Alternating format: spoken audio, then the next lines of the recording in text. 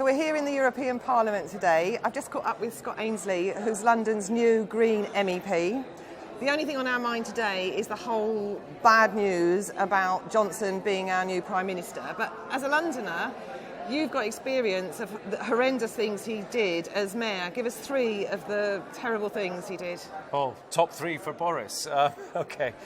He ignores the advice of experts, clearly. I think he's out of touch with Londoners. I mean, he just goes to these private parties and he meets someone like Joanna Lumley. Joanna Lumley comes up with an idea to build a garden bridge. They spend 34 million, ignoring all the planning advice from experts, and the taxpayer is burdened with that. It went nowhere. It's nothing. The advice that he ignored of the police to deal with the riots. He spent money on these water cannons. Thanks, and that was ended up being useless as well. We've got the cable car over Greenwich.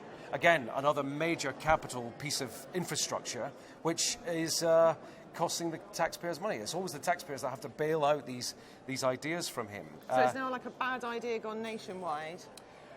Exactly. We've just got to hope. Exactly. Oh, and that's what he's trying to sell us, isn't he? Just all we need is a positive can-do attitude. Well, I'm sorry, Boris, but your can-do attitude has done nothing for ordinary Londoners when you were mayor. Exactly.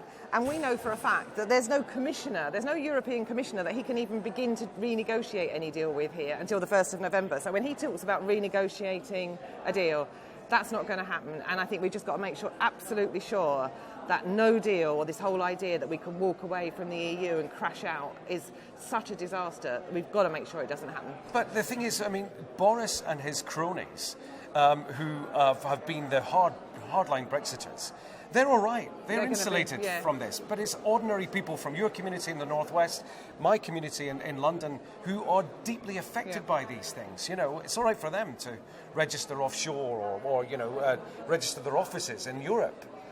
The rest of us are staying. We're staying put, and we've got to make do. We'll be losing our jobs and the mess that they create. Yeah. So we've got our work cut out for the summer. We have. And if London's anything to go by, this country really does need to wake up and see what Boris is really like. Yeah.